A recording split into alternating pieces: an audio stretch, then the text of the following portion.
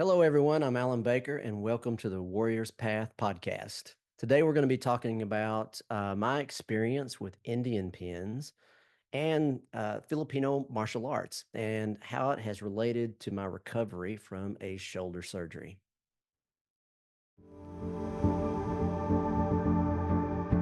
My name is Alan Baker.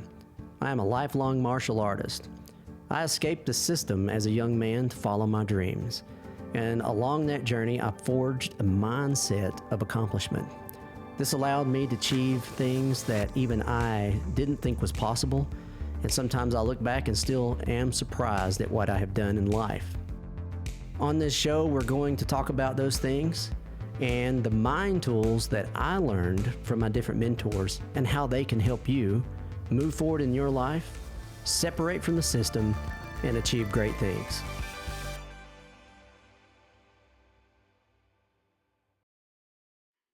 Got to make sure the water isn't funky, and then I'm gonna be in that bad boy probably every day. Swimming, I'm gonna run 90 minutes, and then swim for 30 minutes or more if I can. But probably right now I probably do 5 minutes.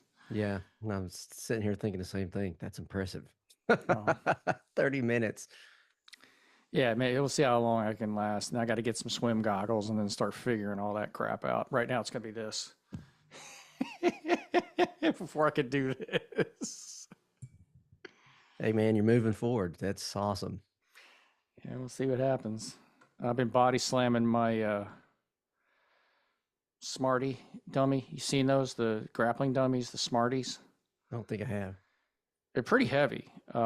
It's like Eric's Submission Master. Remember those? They had the arms and the legs. They're. I like some things about it. It kind of stays in the turtle position most of the time. It's hard to get it out of the turtle position because the way they built it. But boy, it's really good for body slamming. Nice. It's heavy enough, and the deep squat you got to do it is sort of rehabbing my glutes and my hammies and my thighs. Just doing that deep squat with an S grip, coming up with it, turning, and then slamming it. Right now I'm doing 10 reps, like, up and then each side and body slam in the bag. And I'm going to continue playing with variations of that. But I was just doing it, playing around. And then I was like, that kind of made my legs feel better. And my legs are hurting a lot, from all the running and stuff. Sciatica is killing me. But doing that sort of relieved it a little bit. So I'm thinking there's something to this strength training thing. No. Nonsense. But different kind of strength training. I don't want to just lift weights. I want to pick stuff up and throw it around and like funky, weird shaped stuff and like stuff you really need to be able to do in real life. Like weird angles and perhaps an occasional hostile individual. Happens sometimes. So we're going to soft walk our way into today's topic, brother? Yeah, man. Today we're kind of talking about Indian pins. And to me, it's directly connected to Filipino martial arts, a lot of the stick work and stuff. And like I mentioned that we did the Mat to Muzzle event with the Warrior Poet Society over the weekend. Good group, good turnout. And I've been doing a lot more Indian pin work in the last year because of the shoulder surgery and recovery. And so I got to the school early and I'm getting on the mat because there's more space and I'm moving around, going through a routine. One of the guys came in and asked about it. And this is, I've mentioned it off and on several times, and I think I've put up a few posts about it. So I've actually got a couple of emails on it and then a couple of comments on social media asking about it, which led to talking about it today. It's last couple of years for me, probably the longest downtime I've had since I was 14. I was talking to somebody about that the other day. I got a job at a gym when I was 14. I had to clean in order to train. So I'd come in, I was the guy on the weekend that cleaned the whole gym, and then he'd let me train during the week. So I got into that physical culture and then led on through the martial arts, lots of different topics. And up until, I had a injury. Couldn't really pinpoint any one time when that injury happened. It kind of came on slow, but it was a pretty severe shoulder injury by the time I decided to do anything about it. And then around the same time, ended up with a fractured elbow on a set of stairs. My relationships with stairs lately, last couple of years have been rough. And so you go through the routine, you get the surgery, go to therapy, and do the normal thing. And it kind of got to the point where I'm not um, having improvement with what I'm doing with the professionals. And apparently that was normal for this type of, you're only going to get back so much, that deal. So I said, well, I'm going to do it my way once I get released, which was the first of this year. And as you know, we turned the whole garage into a strength training gym, and I started getting back on the Indian pins. And I've got several that I've had because I started training them in the early 90s. I first got introduced to them in Burmese Bondo, which, they would do it to condition the joints for ballistic striking movements and stuff like that. And it worked well. And I noticed such an improvement physically and performance that I started studying it more and got back into the history of it, and which led to different types of this training. And it's really interesting information. But, I started doing the work on a regular basis. And then the pen that I was using got lighter and lighter. And you'll do doubles, you'll do singles. And recently, decided to get another set. Actually, got one of them right here. I know everybody can't see that, but if you're watching on YouTube, that's my new one. And I found a gentleman in the UK that hand makes them. And, you can get them a little cheaper on the web, but like the last 2 or 3 sets I've had since the early 90s. It's something that is going to be there. So I'm going to get a nice set. This set moved me up to about 5 pounds on this particular type of training. And I've been doing that for the last month. And since I've got on the new pen, I can't say enough about what this has done for recovery for this joint. It's been slow. And the way you use it, it gradually tugs you into different ranges of motion that you're not used to because of the weight of it. And it's been uh, incredible. It's like I judge a lot of times what's improvement by how's my performance on the mat, particularly Filipino martial arts. And as you know, for a long time, I could barely chamber up high for an angle one. I just kind of would hold it in front of my body and with my elbow rested on my stomach and feed pitiful angles. And that has improved. The power has improved. And I used to use weighted implements for different Filipino martial arts movements for the same reason, because it's really good for your joints and it forces you to visit different ranges of motion. So I've noticed that really starting to improve. And the big kicker is, about every 6 months, I'd go visit the surgeon that did the surgery down at Emory. And I had an appointment, went and visited him. This is pretty cool. Um, and they have a way of measuring it. They do moving x-rays on you, and then they'll passively they move you through motions and they'll measure where you're at to kind of judge what your range of motion, have you made any improvement, and that sort of thing. And I'd had a big jump since last time. And so the guy's like, I'm going to be right back after doing it. And he brought another guy in the room, and they were like, what is this all from therapy? And they hadn't seen that type of improvement. And come to find out, this is a specialized surgery that the guy was doing. And I was one of the most improved patients. And I started explaining to him, and he'd never heard of them. And he was asking me if I would to make a video of it And he wanted me to make a video of like training on the mat, punching, because that was a thing. I didn't really throw a right cross for 10 years, because he wants to use it in a presentation to his peers. That's pretty cool. And even it's like but you kind of have to get reminded every now and then. And it reminded me of what these things had done for me in the past.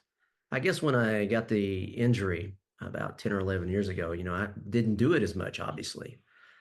And you just kind of get away from something and you forget. And now that I'm coming back into it, and I'm having such incredible change with not only the injured shoulder, but the other side opening up and the improvement in posture and that sort of thing. That's uh, what led to wanting to talk about it today and the questions.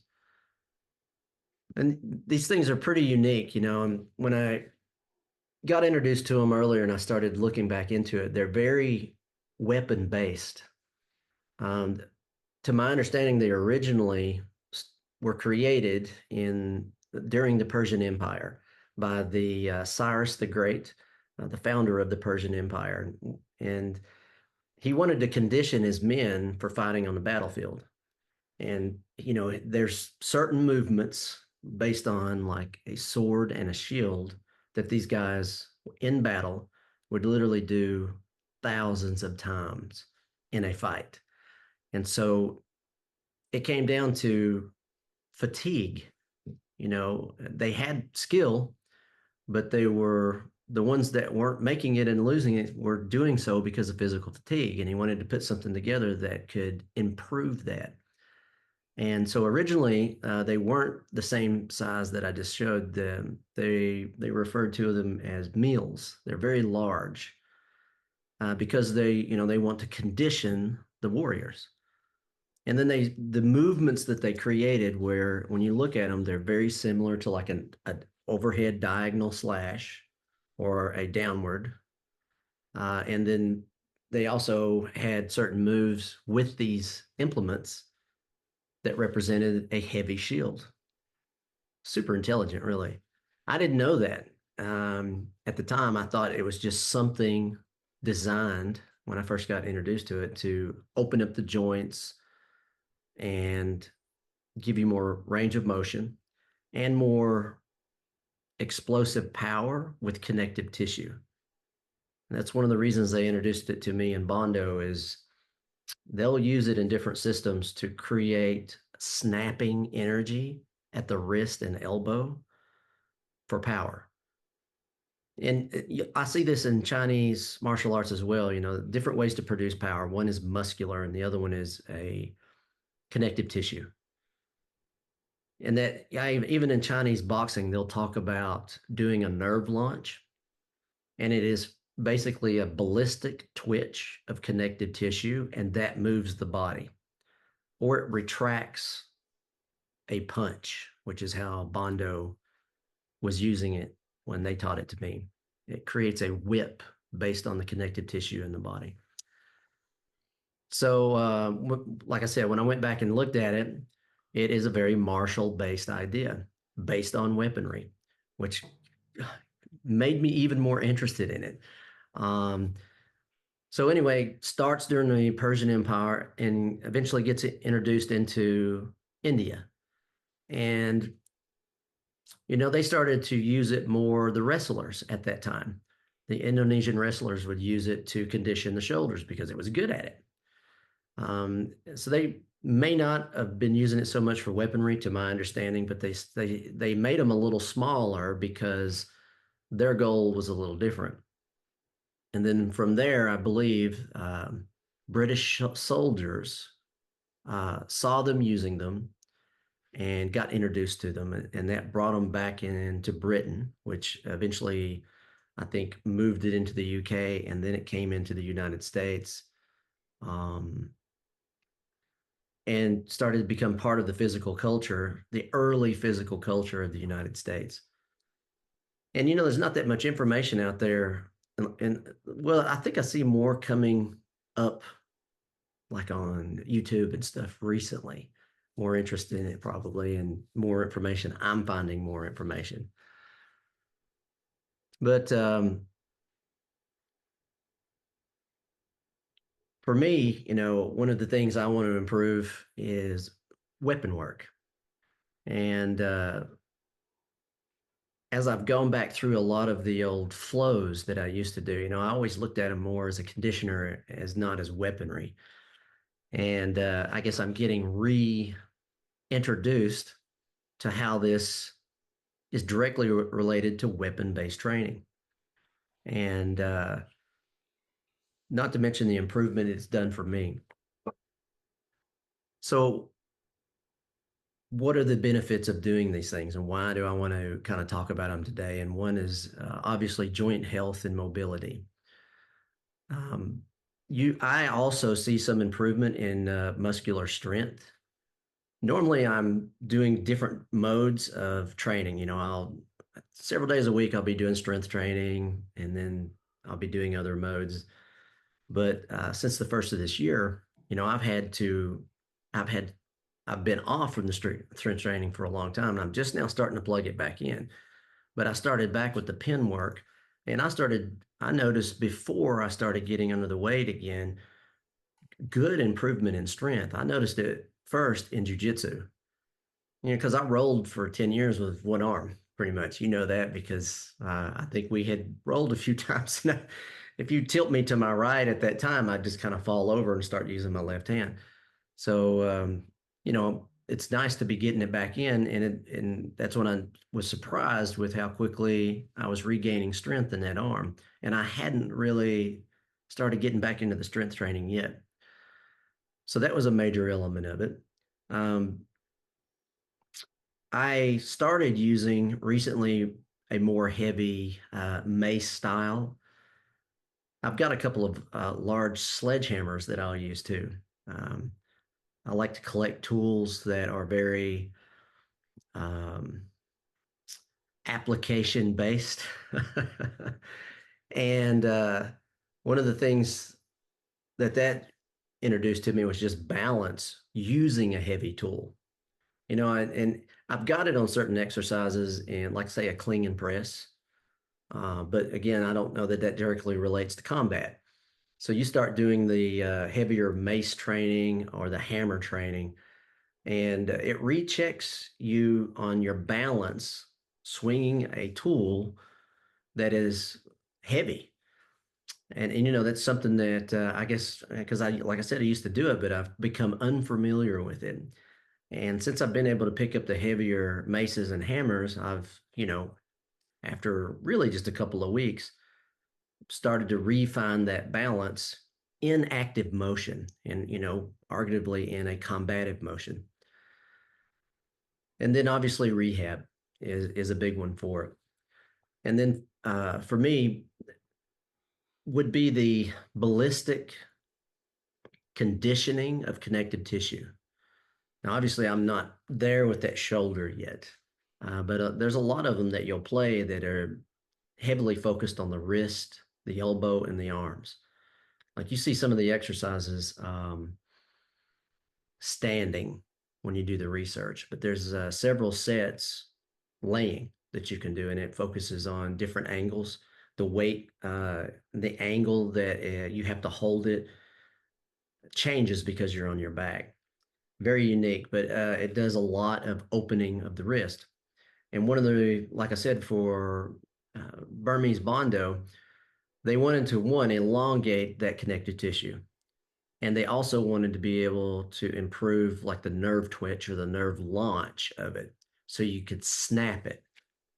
And they would use that snap really in a couple of ways. And the first way I learned was like if you could do it at the wrist, it would move the wrist or the hand, as opposed to you trying to use your torso or your shoulder to throw the hand. And that's obviously going to have an effect on telegraphing something. And so like the movement actually moves the weapon system to the target.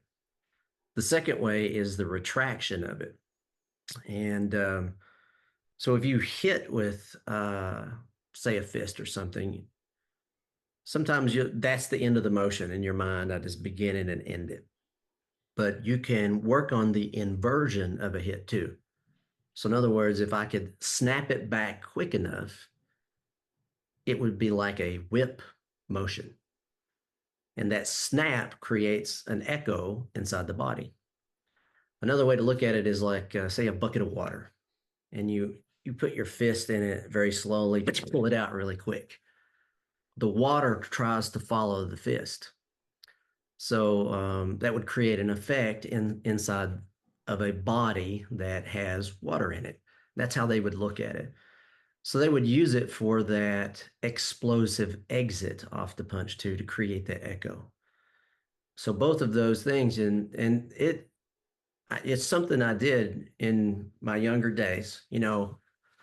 I'm going into my late 20s now. So this was back when I was 15 probably. And Bob's laughing if you aren't watching the video.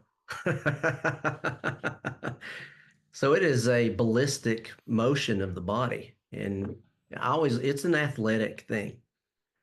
And but it's like, I don't know that I would use it much now that I am, almost 30. But one of the things I do want to start getting back into it is because of how it conditioned those connective tissues. It made them very strong, and it made them denser, and they had more durability from the trainings. And so now I'm looking at it, and that I want to gain more of that, not necessarily to use that, but I wanted to point that out too, because that is another major benefit of using them. And I know you do some flexibility and loosening. You've been doing more of it because we talked about it on the last podcast. Mm-hmm. What kind of implement? In the last almost 2 years now, uh, I've been on a different path as far as training. It used to be for a long time because I'm a relatively smaller frame, more of an ectomorphic body type. But all I wanted to be was big and strong. And so for decades, that was kind of my goal, lifting weights and trying to gain weight. And then I gained a lot of weight, and I don't think a lot of it was muscle either. So then that started working against me in bad ways. So a couple of years ago, I started doing a lot of cardio, primarily running. That's my cardio of choice, believe it or not. I never thought I'd be able to do that again. Started with walking, lots of just walking, and I still do a lot of walking. And then it, moved into shuffling. Then it moved into jogging, and now I'm running races. Got a 10 miler coming up in a couple of weeks, and then a half marathon at the end of the year. So, point of that is, though, I focused so much on that. Uh, After about 8 months of training like that and really getting into it, but then not doing the strength training, I was feeling really good. Everything was just moving right along. My body weight got really low, and I was just feeling great. And then I wasn't feeling great. My started getting really bad sciatica, which I'm still dealing with. I got tight, like I couldn't even touch my toes anymore, and I used to be able to do the splits. Really, just whoa, what just happened? Like my body just locked up. It got tight Hmm. because I wasn't doing those other things, like what you were just talking about with the opening up of things, and it used to just be mostly weightlifting, just traditional weightlifting, which is fine. Still do that too, but the missing piece were these weird, awkward movements, or picking up objects, or walking around with objects, and swinging the sticks a lot. And Edgar Salidi used to, Punungur Edgar, he used to swing around rebar. Yeah. His forearms were bigger than my legs, Yeah. but he could swing rebar around like we swing sticks around. You would look at it and go, "Oh, that looks easy," and then you'd pick them up, and it's like, "Holy crap, he's swinging these around." I don't recommend that for most people. You're going to get hurt, but he Yeah. could do he could do Shout it. out to Ron Creech if you're out there listening, Ron. Is he That's swinging Ron. around rebar? Yeah. He, he's worked in construction. Ron's a beast. Oh, well, And most of those guys are because that's what they that's do all day. But he used to have one in the back of his truck. Then that's what he used it for. Yeah. no, well, I mean, there's something to be said for that kind of work. I mean, you're working out all day, as long as you're, being smart. You can get hurt doing that too, so you have to be smart. But I was neglecting that, and so a lot more smart flexibility. Since I'm kind of almost 30 as well. Yeah, old guys, stretching routines. Mine's a little different than it used to be, and I'm trying to work my way back into some of my old Taekwondo days and beautiful, kicking systems and stretching routines, etc. I still want to do those, but I've had to add much more forgiving combination of strength and flexibility movements. I was just telling Alan, when we first jumped on the call, I've got, one of the grappling dummies in here. It could be anything. It could be a heavy bag, whatever you want to use for it. Just squatting down and picking it up and slamming it back on the mat, which is practical in what we do. Yeah. You never know. But bending down, being careful, bending a deep squat. I mean, my butt's touching my heels. Deep squat, and then bringing that thing up, and then the movement, and then the twist, and then slamming it, and then going, training both sides. So I'm getting equal work on both sides. That has started to have a benefit on the sciatica. I can't explain what's happening. I don't know. I'm not a doctor or a physical therapist. I'm just doing stuff that's working. It's simple. I'm not putting, I can't write scientific papers on this stuff. I'm just trying things out and seeing what works.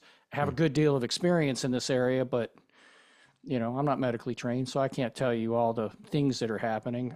I'm just kind of experimenting with what's working for me. And that's one of the things. It's these odd movements and doing some yard work. I was carrying pavers and cinder blocks, just picking stuff up and walking around with it and having to do those things and being careful about the twists. All that stuff is going higher on my list of things that I want to do while I continue to do my cardio because I'm getting a lot of benefit from it. Blood work's gotten a lot better. I mean, major benefits for my health, for, much better diet was the biggest part of it. And all of this smart training is really helping my health. But I missed that piece of you cannot neglect this strength and movement and mobility, flexibility training. If you leave that out, all this other stuff is going to eventually whip back on you and hurt you. And it did start doing that to me. I mean, the legs got really, really tight and quite painful to where it's waking you up at night. Like, man, just that nerve getting very aggravated. And so, I mean, your body's kind of telling you you're doing something wrong. Yeah. And us, we can be a little dense sometimes. We gut through it and go, I don't care. I'm going to do it anyway. And we do. And the body keeps telling you, you need to change this, and we keep doing it anyway. So be a little smarter. But the knees over toes guy has some, I think his name's Ben Patrick. He's got a great channel on YouTube. He puts all his stuff out for free too. He's got some great movements that are pretty helpful, the split squat, and he's got a whole culture that's built up around that thing too.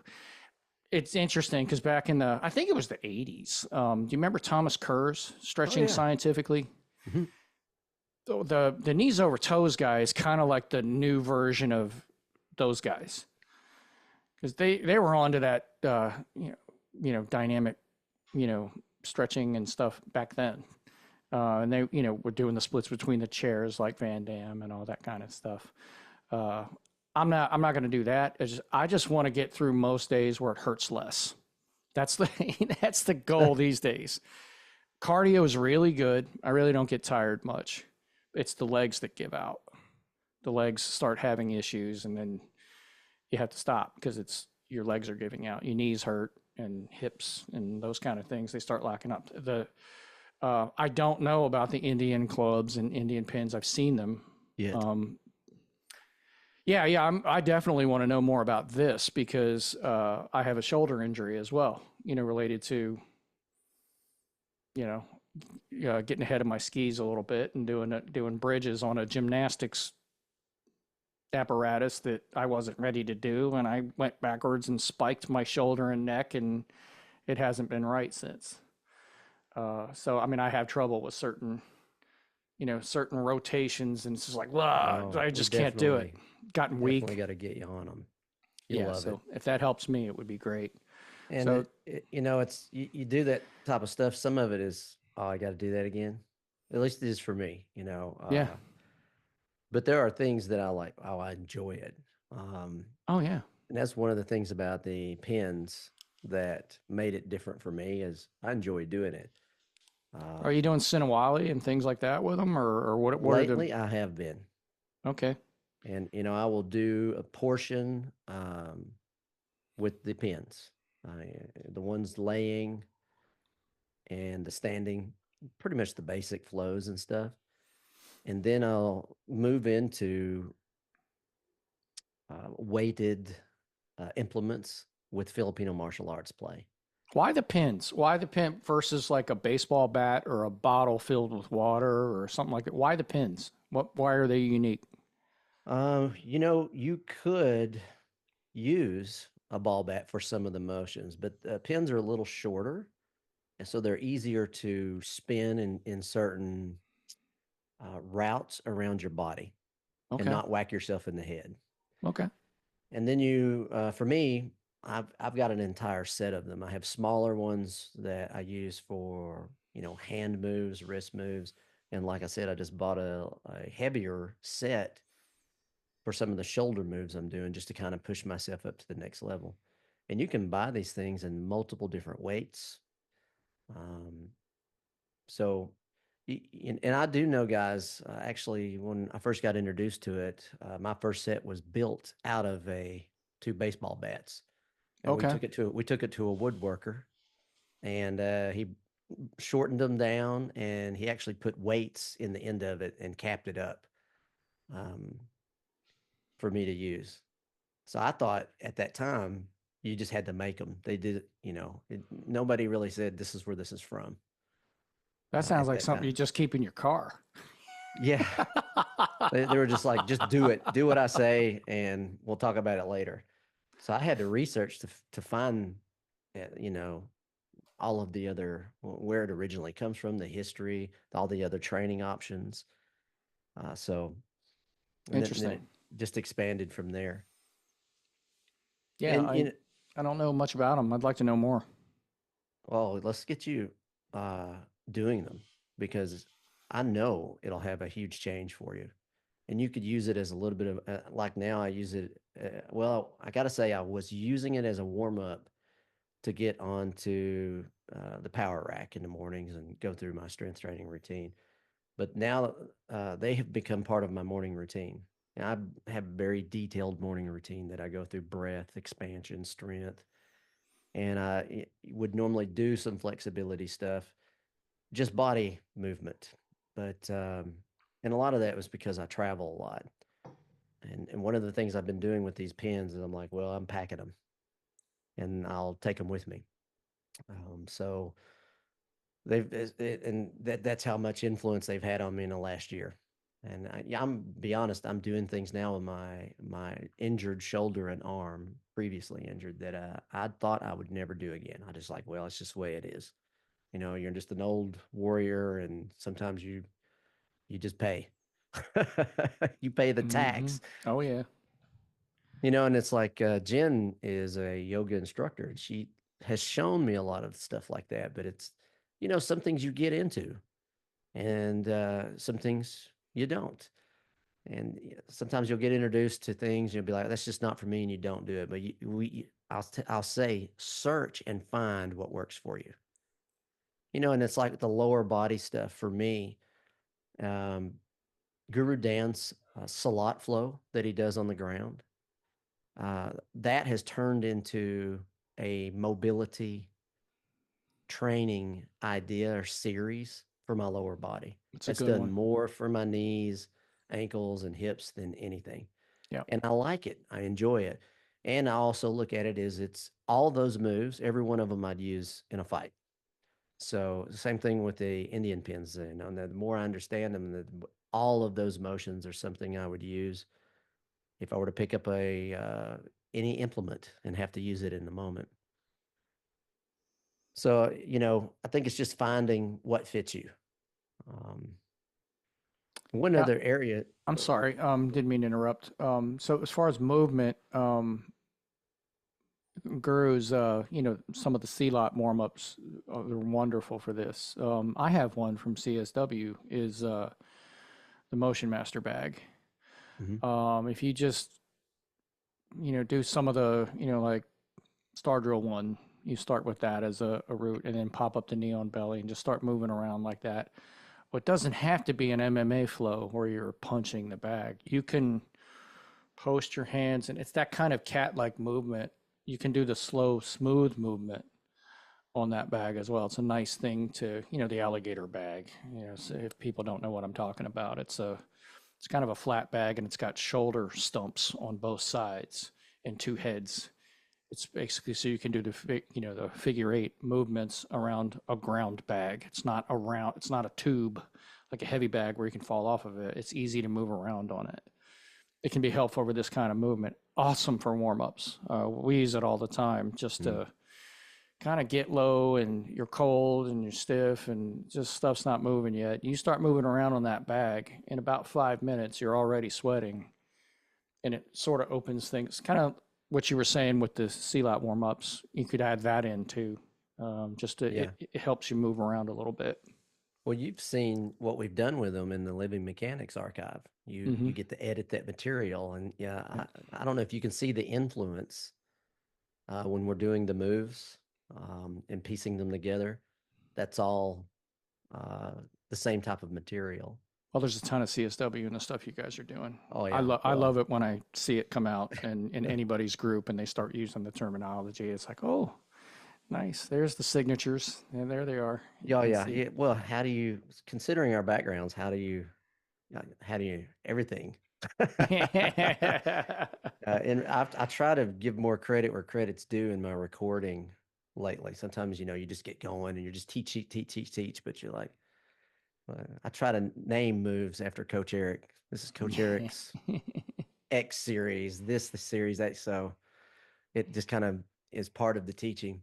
He was onto this stuff that we're doing a long time ago. Like even, I mean, decades ago. Like Yeah. with the bands, using the strength training bands and using the belts and wrestling movements with all that kind of stuff and all these weird things. He was doing this stuff a long time ago, and Hmm. even when he was coming back from his neck issues that he had, several years ago, he's still doing that. Like he'll hook bands to his neck, and he's over there doing everything they told him not to do. Yeah, And he's doing it, and he's doing things that the doctor said he would never be able to do. I like that. He actually scares us. Like sometimes it's like, Coach, you're not supposed to be doing that, and he whatever, and he's still out there doing it. Nothing crazy, but pretty amazing. Not supposed to be able to do that now, but he's still doing it. Keeps moving, and that's the key. So it's a hell of an example. Oh yeah. All right. Well, that's the main thing I wanted to do today was kind of introduce that concept because sometimes I'm surprised that people come up that aren't aware of those things, but you forget we've been immersed in this culture for decades, and you know the, a lot of questions, and that's why I wanted to spend some time on this one and introduce it. If you've not been introduced to it, look into it. And the two things that I would suggest: one, um, Indian pins or Indian clubs. And then if you just do a simple search, you're also going to get introduced to the meals. They're the larger pins, which I'm probably going to have made after the first of the year. I've already started talking to the guy that made these for me. And these things are about 4 foot tall, and they may be about 8 to 12 inches in diameter. They're heavy, and they introduce some lines, or they'll pull you into some ranges that the pins don't necessarily do. The more I've researched on, like, I don't do that move, and the weight of the pins, I don't think are heavy enough to kind of push me on the edge of it. So What's it that's called? A mill? a mill. So how's that different from the mace? Like when you get people doing the 2-on-1 and they're swinging that behind It's them. pretty similar. The mace that I have is it's like a large weighted ball Hmm. and a thin handle, like a hammer. Right. And you can do everything I've done with the mace work is like a two-handed grip, Hmm. and The you're mill's a swinging on single. the. Yeah, there's two of them. They look Oh, like two large clubs. okay. And the unique thing about them too is they're obviously heavier, but you have to balance one while you swing the other one. Hmm. Yeah. Okay. And like if you were to look it up, it's really interesting, the training.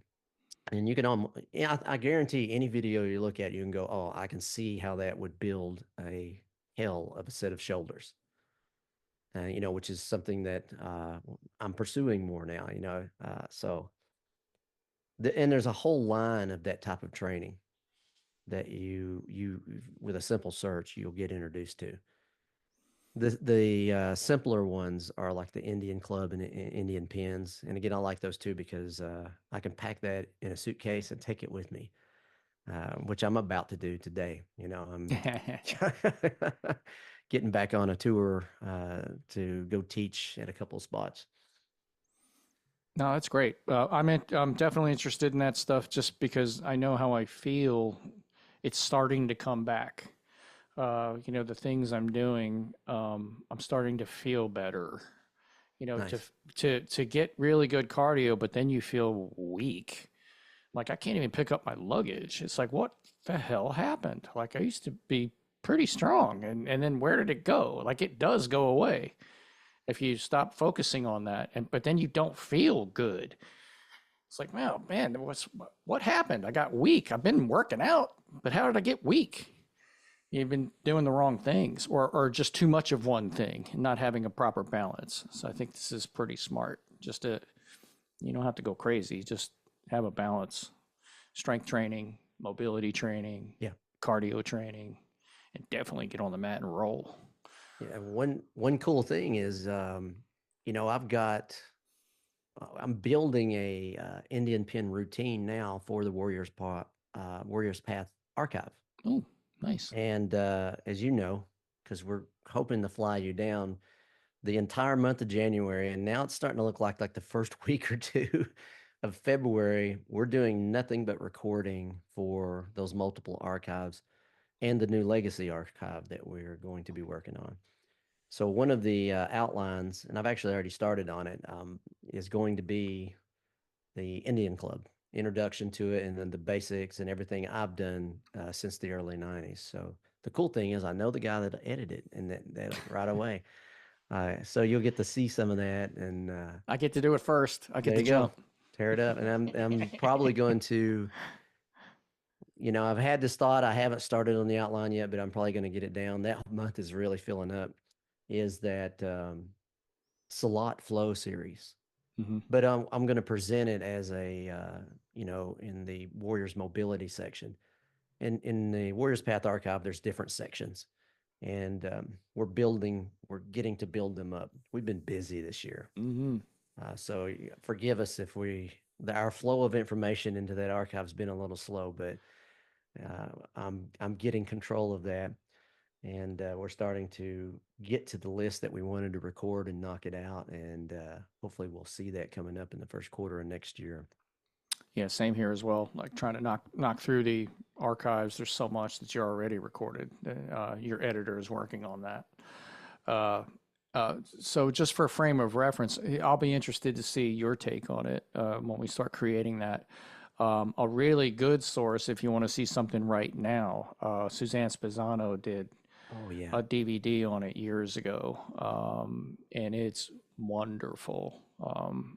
I think I'm not sure where you can get it right now. I know Simo Paula on Inasano.com was selling it. I don't know if they're still stocking it right now, but just throwing a shout out to Suzanne Spezzano. Production value is really high, but I mean the movement that she She was good is at it. really good at it. Yeah. I who else is in that? I think Daniel Anero's in that. Yeah. I think there's a couple other guys we know that are in that. I forget, like off the top of my head, but I mean it. Some of the smoothest movement. Like Guru was even recommending it for years, like telling. And she used to run the warm ups when we go to the academy. You'd see Suzanne get up there and do that sea lot flow. Really good Make at us it. all feel bad about Well, our you want to feel movement. bad. I mean, Guru Dan's almost 90 years old. I mean, he's, what is he now, 88? I think so. Yeah. And And he still moves we like a cat. yeah, we were out there in October, and it is so motivational. It's like I need to see him do what he does like every 2 weeks, because I'm go I'm not going to complain. I'm going to get to work. It's just like, Yeah. yeah. I think you and I take a little bit of personal pride in being really hard workers. And I mean, it's part of my identity to be a hard worker.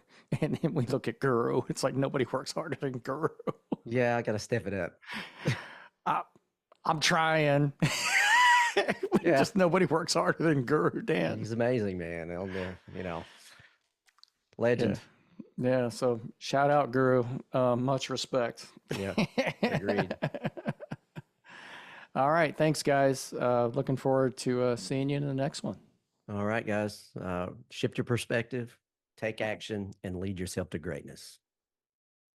Okay, guys, just a quick break to say, if you find value in what we're talking about today on the podcast, give us a like and a subscribe so you will get notifications of our future episodes, and leave us some feedback.